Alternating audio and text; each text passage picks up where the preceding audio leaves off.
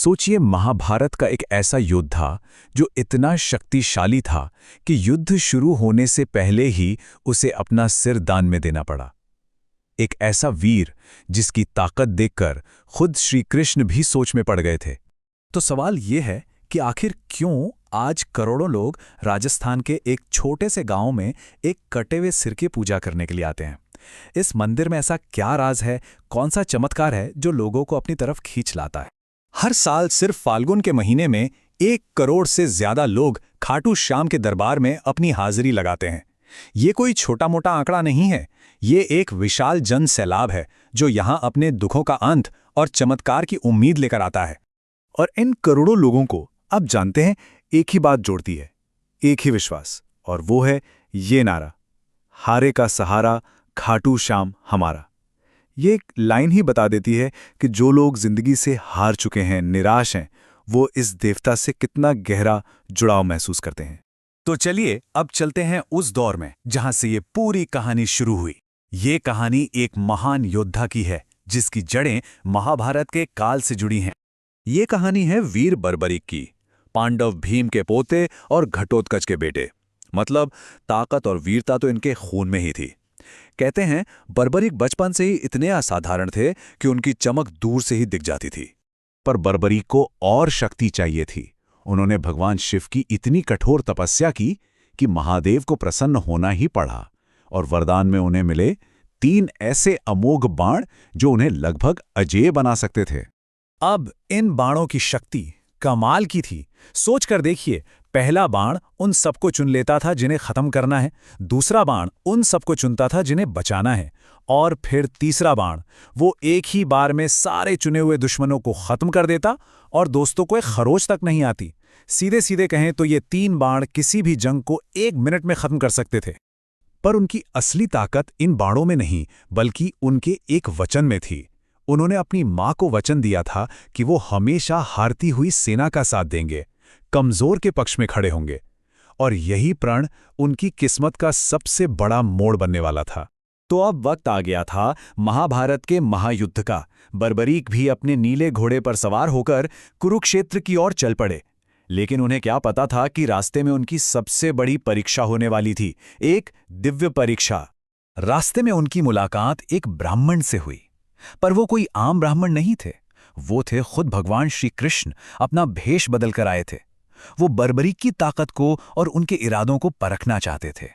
तो कृष्ण ने बर्बरीक से पूछा, भाई किसकी तरफ से लड़ोगे? और जब बर्बरीक ने अपने वचन के बारे में बताया तो कृष्ण को एक पल में पूरी बात समझ आ गई। देखिए, ये एक अजीब सी पहेली थी। बर्बरीक जिस भी हारती हुई टीम में जाते, वो टीम उनकी वजह से ताकतवर हो जाती। फिर दूसरी टीम कमजोर हो जाती, तो वचन निभाने के लिए बर्बरीक को पाला बदलना पड़ता। ये एक ऐसा चक्र था जो कभी खत्म ही नहीं होता, और अंत में सिर्फ बर्बरीक ही जिंदा बचते और दोनों सेनाएं खत्म हो जाती। जब कृष्ण ने देख लिया कि यह योद्धा तो पूरे युद्ध का नतीजा ही बदल देगा, तो उन्होंने बड़े गंभीर होकर कहा, हे वीर योद्धा, क्या तुम मुझे एक दान दे सकते हो? अब देखिए बर्बरीक का बड़प्पन। उन्होंने एक पल भी नहीं सोचा और कहा, हे ब्राह्मण, आप जो भी मांगेंगे वो आपका हुआ। उन्हें जरा भी अंदाजा नहीं था कि उनसे क्या मांगा जाने वाला है। तब श्री कृष्ण ने वो चीज मांगी जिसने इतिहास की दिशा ही बदल दी। उन्होंने कहा, मुझे तुम्हारा शीश चाहिए। बस ये सुनते ही जैसे चारों तरफ सन्नाटा छा गया। ये सुनकर कोई भी डर जाता, पर बर्बरीक नहीं। उन्होंने बस एक ही चीज मांगी कि ब्राह्मण अपने असली रूप में आए। और जैसे ही उन्होंने श्री कृष्ण का विराट रूप देखा, उन्होंने धर्म की रक्षा के लिए खुशी खुशी अपना सिर दान कर दिया। बस एक आखिरी इच्छा थी कि वो पूरा महाभारत का युद्ध अपनी आंखों से देख सके। बर्बरीक के इस महान बलिदान से प्रसन्न होकर कृष्ण ने उन्हें एक वरदान दिया कि कलियुग में तुम श्याम के नाम से पूजे जाओगे। और बस यहीं से शुरू होती है एक योद्धा के भगवान बनने की कहानी। तो कृष्ण ने बर्बरीक के उस दिव्य शीश को एक पहाड़ी पर रख दिया। फिर सदियां बीत गईं, कलयुग आ गया। फिर एक दिन खाटू गांव में एक चमत्कार हुआ। एक गाय रोज एक ही जगह पर जाकर अपना सारा दूध गिरा देती थी। जब उस जगह को खोदा गया तो वहां से वही दिव्य सिर मिला। फिर वहां के राजा रूप सिंह चौहान को सपने में मंदिर बनाने का आदेश मिला और 1027 में पहला मंदिर बना। और आज हम जो भव्य मंदिर देखते हैं उसे 1720 में दीवान अभय सिंह ने बनवाया था।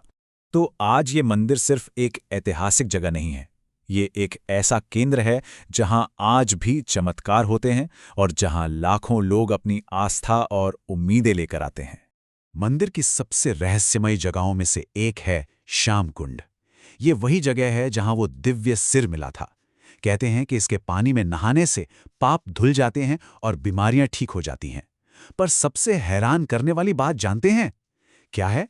बड़े बड़े वैज्ञानिक आज तक ये पता नहीं लगा पाए कि इस कुंड में पानी आता कहां से है। फिर भी ये कुंड आज तक कभी सूखा नहीं है। लोग मानते हैं कि इसका पानी सीधे पाताल लोक से आता है। यहाँ की एक बहुत खास परंपरा है निशान यात्रा। आप सोचिए, लाखों लोग हाथों में झंडे लिए कई कई किलोमीटर तक पैदल चलते हैं, वो भी अक्सर नंगे पांव। ये उनकी भक्ति और समर्पण को दिखाता है, जहां उनका हर कदम एक प्रार्थना बन जाता है। और यहाँ चमत्कारों की कहानियां वो तो अनगिनत हैं। एक ऐसी ही कहानी है एक भक्त की जिसके परिवार वालों को डॉक्टरों ने जवाब दे दिया था। उनका परिवार खाटू श्याम के दरबार में अर्जी लगाने आया और कहते हैं कि अगले ही दिन से उनकी हालत में चमत्कारी सुधार होने लगा।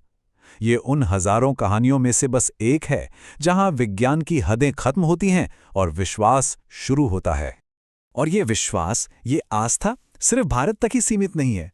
आपको जानकर हैरानी होगी कि अमेरिका, ब्रिटेन, ऑस्ट्रेलिया, मतलब दुनिया भर से लोग यहाँ आध्यात्मिक शांति की तलाश में आते हैं। ये भक्ति किसी सरहद को नहीं मानती। और अगर ये सब सुनकर किसी का भी मन करे कि इस पवित्र जगह पर जाया जाए, तो उनके लिए कुछ जरूरी जानकारी यहाँ है। तो ये मंदिर राजस्थान के सीकर जिले में है, जो जयपुर से करीब 80 किलोमीटर दूर है। सबसे पास का रेलवे स्टेशन रिंगस है, जो मंदिर से बस 17 किलोमीटर दूर है। यहाँ आने का सबसे अच्छा समय या तो फाल्गुन मेले के दौरान होता है, जो फरवरी मार्च में लगता है, या फिर जब मौसम थोड़ा ठंडा हो, यानी अक्टूबर से मार्च के बीच। तो आखिर में ये सवाल मन में रह जाता है, कहाँ एक महान योद्धा की कहानी खत्म होती है और कहाँ से एक देवता का चमत्कार शुरू होता है? शायद खाटू श्याम की कहानी इतिहास और आस्था का वो संगम है जहां ये रेखा थोड़ी धुंधली पड़ जाती है।